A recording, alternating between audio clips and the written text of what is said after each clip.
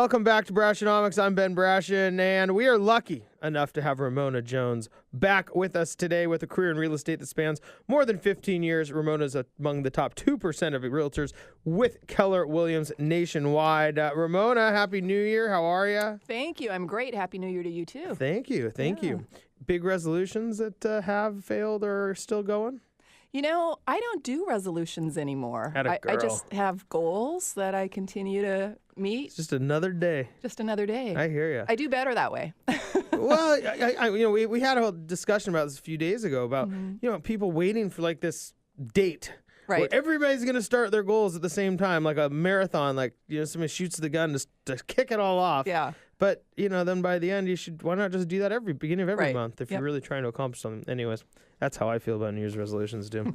Okay, so you specialize in luxury homes for the most part. Mm-hmm. And how did you get into just deciding that you wanted to work with, luxury homes and luxury home buyers? I mean, did it excite you? The whole process excite you? Yeah, it always excited me. I mean, when I was in my 20s, I used to go visit high-end homes, as if I were a buyer for them. And I lived in Seattle, a lot of beautiful waterfront properties. So I've always been drawn to the aesthetics of a really beautiful home. When I started in the business, I just took whatever I could get. But as my circle expanded and, people that I just know. As you got a bunch of rich friends. Well, not necessarily, but, you kind of grow as you get older.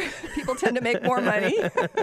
I'm just kidding. So it kind of evolved into luxury for me. Well, and I think that's a fun place to be. I think a lot of people get excited around all the prospects that a home can bring because you do have so much opportunity. Mm-hmm. So when you start looking at different neighborhoods, I mean, how do you get familiar? Or how does somebody go about knowing if you're the right one for that neighborhood?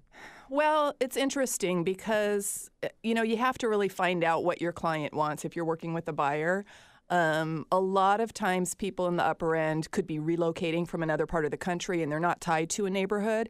They tend to be tied to where they work, their lifestyle. Do they have a boat? Do they want to be close to certain people or activities? So you base it on that and then you narrow it down based on all of those things geographically. So kind of almost activity-based is where it starts coming from, do you think? It's lifestyle-based, where they have to drive to work. A lot of people work from home. Do you need to get to the airport often?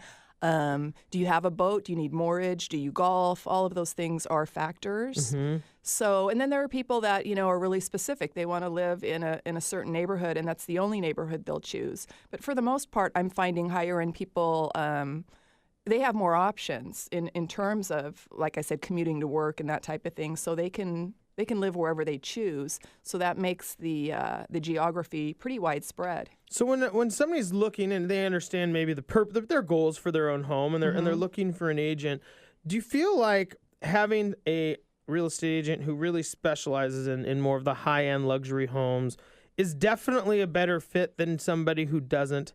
I would imagine, as you talk about just your sphere of influence, the people you're talking shop with around the office are probably in similar molds. Yes. It is important to work with somebody who is familiar with the market, not only with other people in that market, but familiar with the inventory. There's only a certain amount of homes out there, that fall into a luxury category. So you tend to really know what that inventory is. When you're talking with people, you can, quickly refer to a house.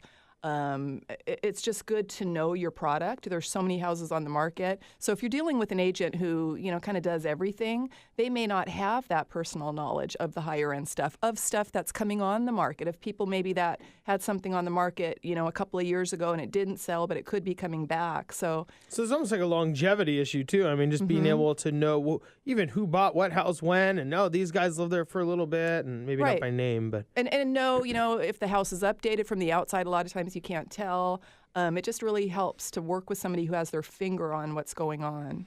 And so when you start, from a buyer side, I guess that's huge, right? Somebody who maybe knows an area, knows the listing brokers, knows what's coming on, knows all the houses.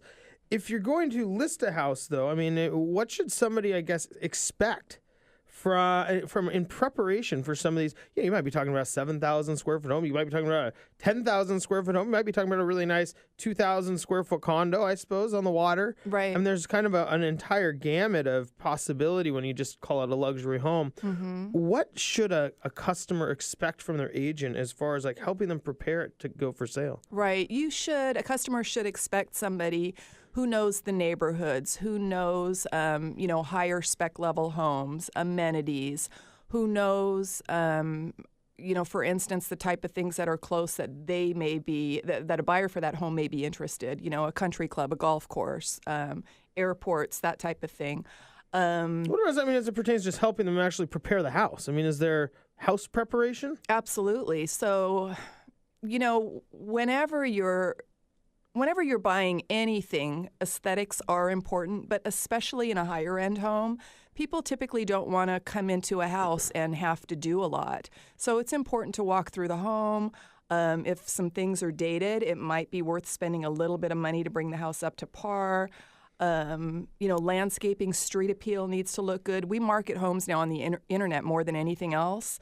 And so the photography and everything that goes into the marketing is really, really critical. So the seller needs an agent that's really going to be actively involved in bringing the house up to par and not being afraid of, telling the truth about what needs to be done. Is there an element of people being afraid to tell the truth from There some is. agents? I mean, are like, I know that's your kid's piece of art that he carved in the backyard, but gotta go. Yeah. Well, you don't want to offend someone or insult them, and you don't need to. I mean, fact of the matter is when you're selling a home, it needs to look like a marketable product. Something really personal isn't anyone else's business, and it's almost better that you just remove the personal aspect altogether so that a buyer can imagine their things in the house and imagine the house being theirs. So a lot of agents... and I understand, when you're dealing with somebody, you're being interviewed. There may be quite a few agents they're speaking with. It's, a little precarious at times, but you have to have the confidence to know what you're talking about and just tell them the truth. So, of course, before, and we're here with Ramona Jones, before you were to actually get anybody in the house, you probably are going to, you have to market it in some way.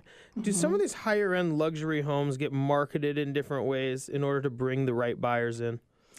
Versus, the 20-something Ramona who's just out checking out, nice houses. Yeah. No intention of buying anything. No intentions of buying them. Things are different now anyway with the internet. Most buyers start online, whether they're, a first-time buyer or luxury home buyer. So you definitely want to make sure the look is there. You hire a photographer. You might do aerial shots. You always want to do more than just what goes into the MLS. So have a listing platform that broadcasts listings to a lot of websites. You really want that web presence. You want everything to look really professional. You want more than just home shots. You want lifestyle shots. You want people to envision what it would feel like to live in that home, What's a lifestyle shot? What does that mean in particular? Is that the Corona bottle over the... It could be. A sunset? Yeah, it could be. Yeah, sunset, exactly. Maybe not Corona.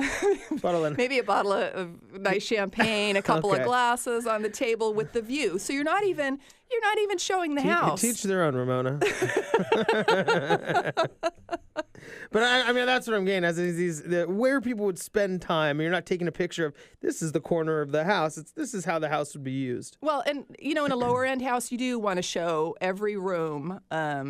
And the features of the home. And you certainly want to highlight the features of the home in a higher-end house as well, but you also want to highlight, the lake in the background or, nowadays people are even doing shots perhaps of people, not anyone recognizable, but just of an atmosphere, maybe somebody playing golf or kids frolicking in the yard, for instance. Or I always see wine cellars. Wine cellars are huge. It's a big one. It's a big one. I like to look at fancy houses online, and also it's like, that one's got a huge wine cellar. Oh, you can even sit in that wine cellar. Right. Yeah, sit and taste. That's what it's all about. Because that's what people do when they get home from work, right? Go sit in the wine cellar. And that's what they do. Probably just grab the bottle, bring it up. So, Ramona, what are some things that people need to be really wary of when it comes to maybe interviewing a real estate agent for their luxury home? I think people need to be really wary of an agent who just talks about how much money they're going to be able to get for the house. There is a price and a buyer for every house. Price is critical in terms of attracting the market. And if a house is overpriced, whether it's lower end or a luxury home, you're just not going to get the looks. There's so much competition out there.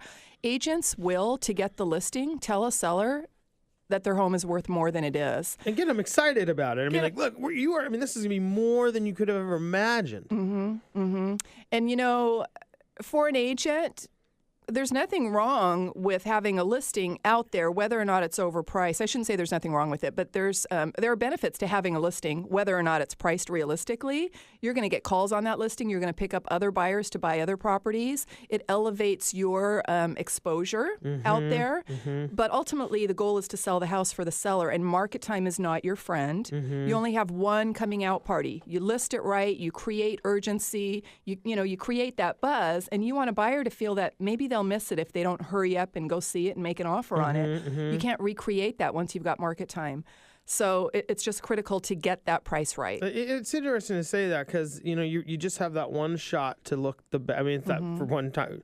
What is it? To make a first impression? You That's only right. get one chance to make that first impression. Yeah. Ramona, we just have about a minute left before we have to go to break. Is there anything else? I mean, as you talk to people or to give them tips on helping them really hire the right person to list their luxury home?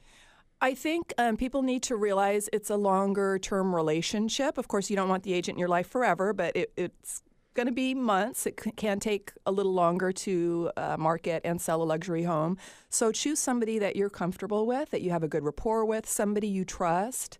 You may have some hard conversations that need to be had. You want to feel comfortable getting, into stuff. If you're going with somebody just because they have, a great presence and, they're telling you they're going to get a good price for you, that's not enough. You've got to really feel good about the person. So use your gut and go from there. Yeah, it sounds like there's so many more aspects. I mean, you're not selling a house, you're selling a lifestyle. You have a coming out party per se. I mean, you're rolling out this nice home onto the market rather than just putting a sign up front and all those things. It has to be coordinated by the right person. It does. It does. Ramona, thanks so much for joining us. Again, Ramona Jones with the Jones Group at Keller Williams Realty. When we come back, a lot of these luxury homes have lots of fun luxury gadgets. Stephen McDonald's going to talk a little bit about the house of the future when we come back.